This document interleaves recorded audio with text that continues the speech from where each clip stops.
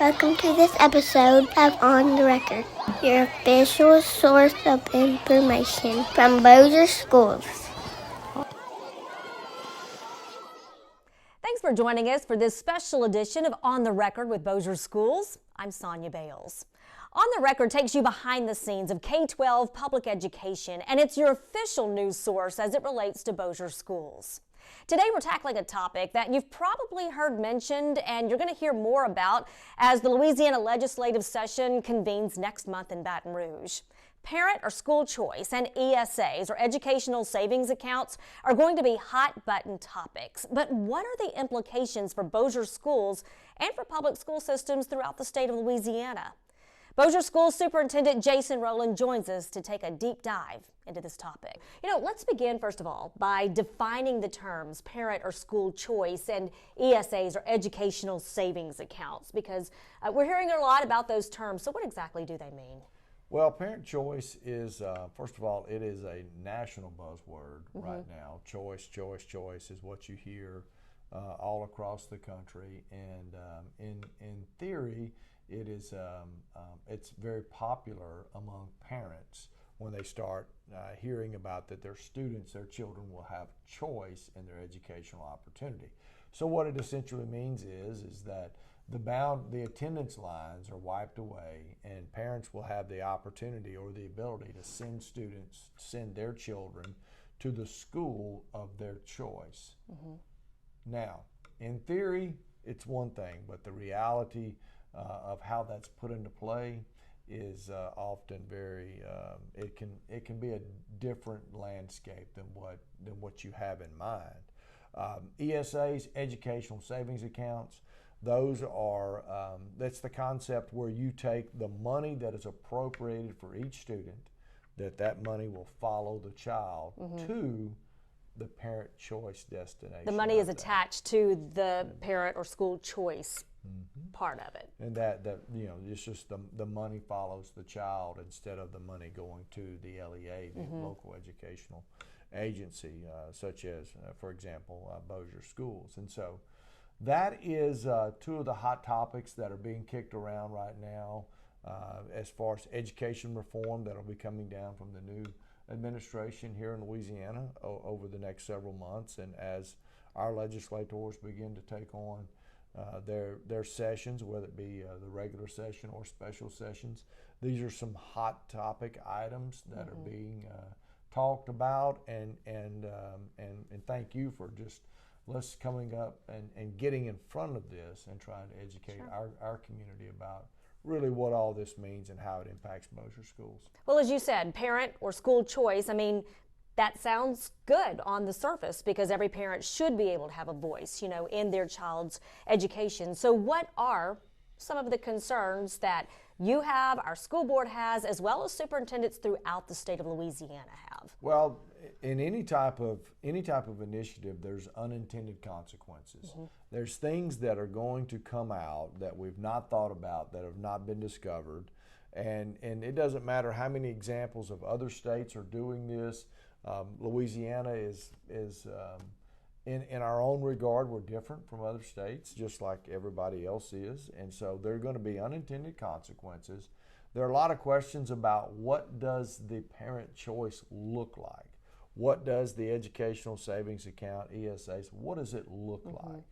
And so I think the details behind the theory will determine the success of the theory, and then you'll have a reality that comes from that. And so I've said it a million times, and not just about this issue, but oftentimes what is great in theory is not functional in reality, and we'll just have to wait and see how it all plays out. Right, because the governor and obviously lawmakers are going to be tweaking, adding to this proposed plan that will go before lawmakers during the regular session. Let's look from a historical perspective. When a child living in Bossier Parish, zoned to attend Bossier Parish schools, has chosen to enroll in a virtual program outside of our district, how has that worked as far as local monies that were allocated by our constituents, our voters? How has that followed the child outside of our district? Well, before I answer that question, I want to make sure that we all understand that the parent choice is it will provide parents a choice to send their children to other public schools, to public charter schools, to virtual schools, and then of course private or parochial schools. And so, what we've seen, the only real experience we've got is like you've mentioned in the virtual world, where we've seen our MFP dollars that have been shifted to students that have enrolled in virtual settings, whether it be across the state of Louisiana or actual virtual settings that are in other states that our students have access to. And so then as a district, we have to send our MFP dollars to those sites that are not in Bossier Parish that can fund the education of that. So I'm going to give you some numbers that you may find hard to believe, but just in 22-23 alone, we spent $1.39 million in MFP money that went to virtual schools outside of Bossier Parish.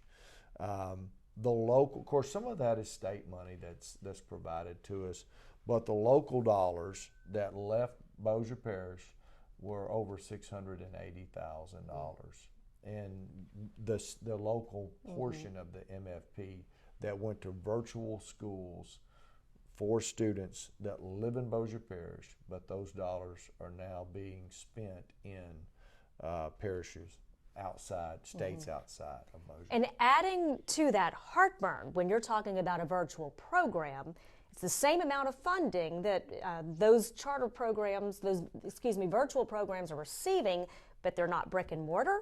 They don't include the need to provide transportation, child nutrition, and other services like a public school system has to. Well, you and I have talked about this many times, that we believe the greatest advantage and the greatest thing that Bossier Parish has going for it is the neighborhood school. And not just because of the neighborhood that you live and go to school with the people you're surrounded by, but also because of the services that we provide students that are unmatched by any other educational alternative. They're unmatched.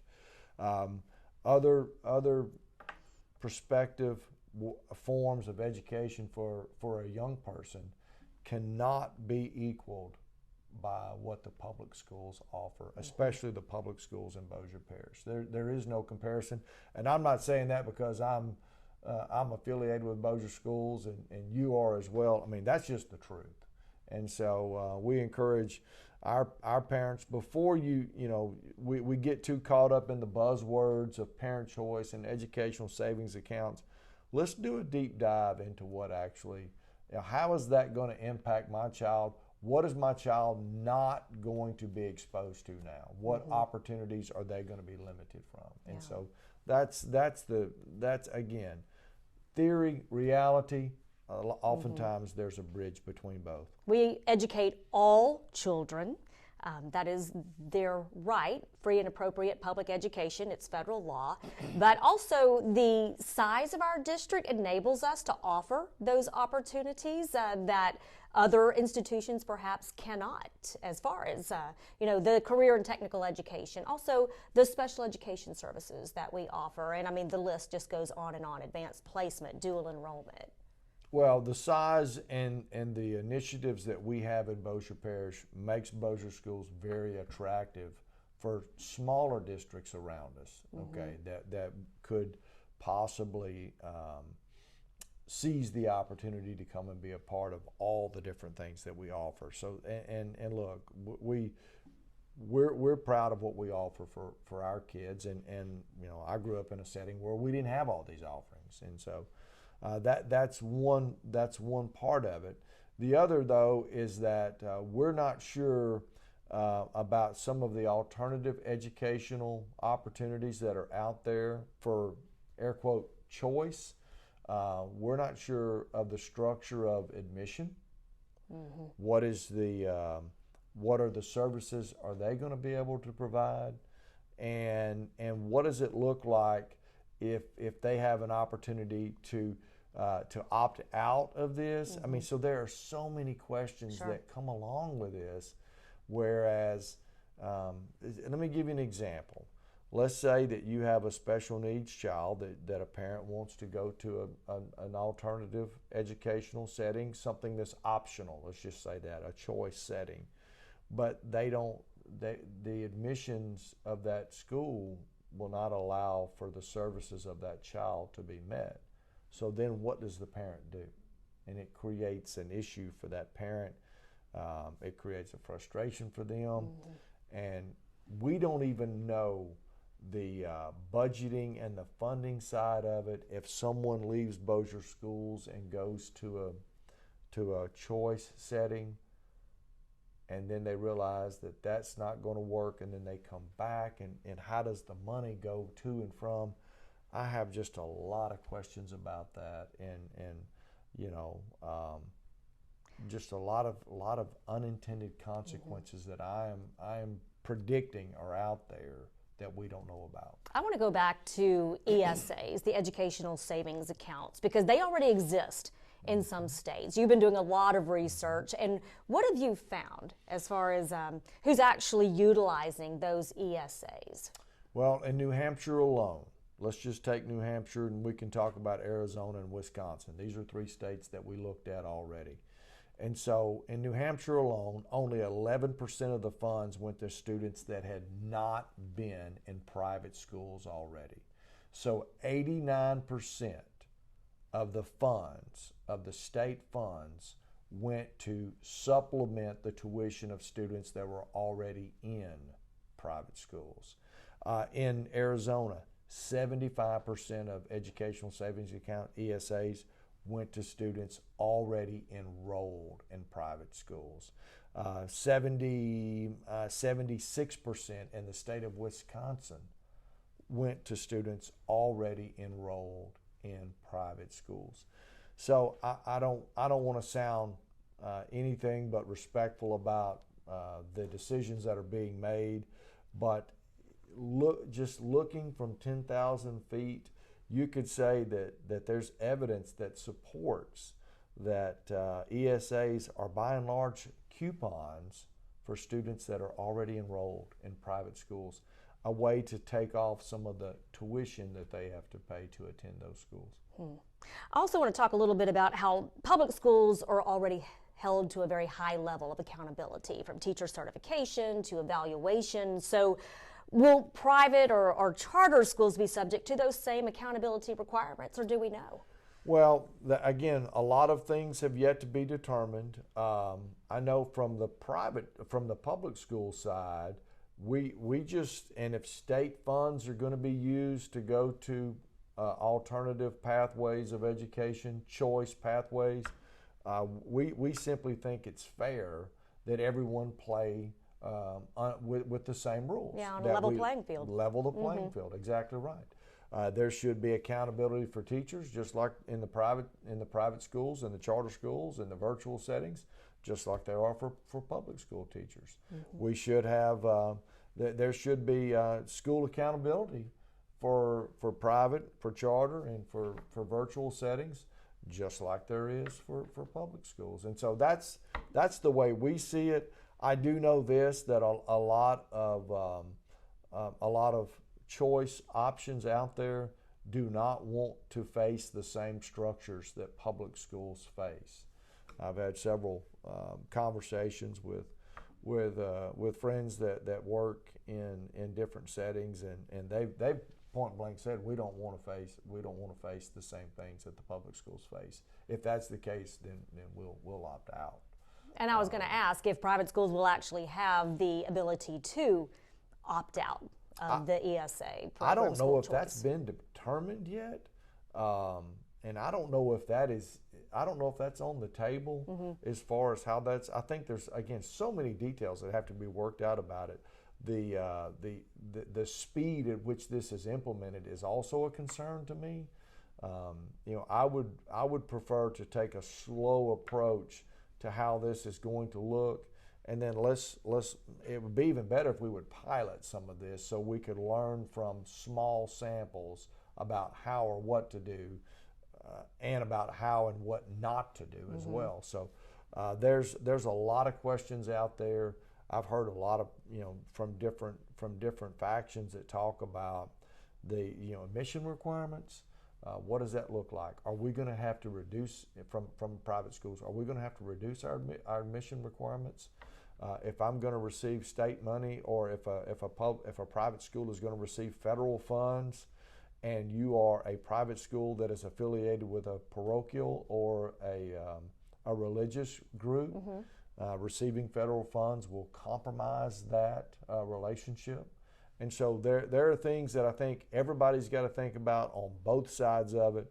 And we, from Bossier Schools, we're trying to learn as much as we can to make sure that we are prepared to deal with the fallout or the ramifications if, in fact, school choice and ESAs come to fruition through the sessions that are coming up this spring. And I know one of your concerns, and again, leaders statewide in the public education system, if private schools are not held to that same standard, or charter schools are not held to that same accountability standard, what we fear could happen as a result of the migration away from our public school districts with our educators. Our teachers, certainly teachers are always looking for a better opportunity, and I don't blame them. And not have to be held to those same accountability When you're not requirements. held accountable, you'll see people flock to that. Now, the good thing about Bossier Schools is we have a lot more to offer than just accountability. Our benefits package is second to none for educators. The overall educational experience for students and staff is, that's one of the big pushes that we're making, and because we want that to be unique. We want people to want to be in Bossier Schools, and it doesn't matter what somebody else is offering. This is not just a choice; it is the choice. And so, another issue that comes out of that is staffing. We don't know. Let's say we don't know the speed at which this is going to be rolled out. We start staffing in March. Yeah, we'll have staffing done by the time we come back from spring break. And so if this were to come into play, and if all this falls in line with what is being predicted, we have questions about, well, how does that impact our staffing, and how does that impact movement from school to school, or from how do you handle that? Sure. So, and an example being, let's just say that several students from one school decide to just disperse to different schools throughout the parish, and all of a sudden you're faced with fewer students. What do you do with those teachers there? Do you transfer them elsewhere? And it is difficult. it is. As far as that staff to student ratio. Well, let's say if 25 students left a school and decided to go to various and sundry different choice opportunities out there, well, that would be a teacher. Do you handle that with attrition? Do you handle that with movement? Sliding a teacher somewhere else, seeing where you have a non-certified person. Then you may have a teacher teaching where they do not prefer to teach, and so it creates a lot of anxiety among teachers who are already under a tremendous amount of pressure to start with. And so, but you know what? As a district, we're going to love on them. We're going to embrace the opportunity to reach out to them and be what we've always tried to be, which is be kid-centered, but also teacher first in everything that we do.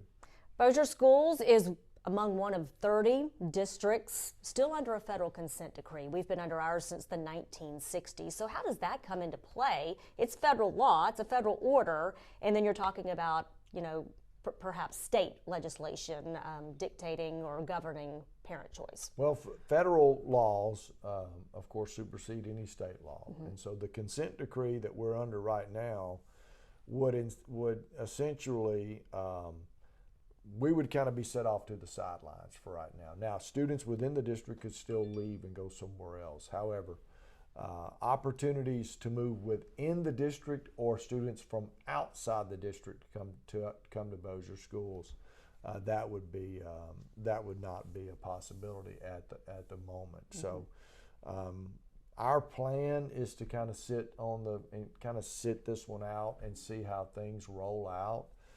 We don't know what that looks like, but we're also in the middle of litigation with our consent decree, and so finding out where we are initially or where we're going to ultimately be in that is important to us as well. Yeah. Obviously, we won't know until June when the legislative session ends what comes out, of the session and what we are facing. Is that going to be enough time for us to be able to staff appropriately, to give families the time, if needed, to be able to, exercise their right to choice? Well, it all depends on the rollout of the implementation. And I have literally not had any conversations that have shed light on a timeline and how that is projected to happen. I did make, we've made some submissions about ideas with our legislators that if this is so far, gone down the track that it's not coming back, we would suggest, a small, very small rollout in year one. Let's try to look and see what the reality of this theory is. And so we hope that the wisdom of those that have been our elected officials will suggest that, will stand firm on those ideas about let's make sure we have our answers ready to go before the questions hit. Even if the train has left the depot, it does not mean that it can't slow its roll, and also that you can't switch up the cars, That's right. along the way, right? I agree. That's a good point. And we have, some fantastic legislators from Northwest Louisiana that we trust the fact that they understand how important Bossier Schools is to the parish of Bossier, to the city of Bossier City, and that they'll keep that in mind when making decisions. Anything else that you would like to add about, ESAs, parent choice, any points you want to emphasize and leave our listeners with today? Well,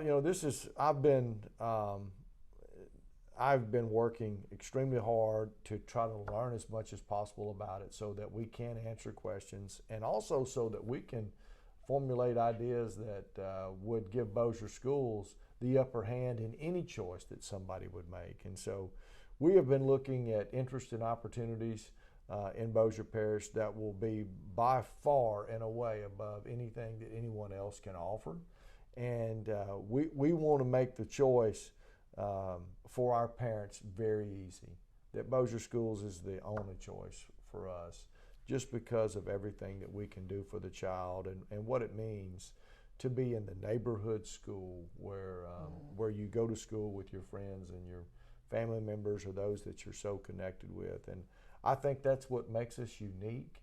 I think that is what has made us successful, is that power of community, and that and just the ability, the culture of Bossier Schools is one that is infectious to people, and it draws people to us. And so we want to keep it going, and I know we're working hard to even find bigger and better ways to make sure that we continue to brand Bossier Schools in a way that you can only think or imagine. In the meantime, is there anything that our families with children in Bossier Schools, or our employees, can do to voice their concerns, to raise questions with lawmakers or anybody else about how these efforts could impact our district?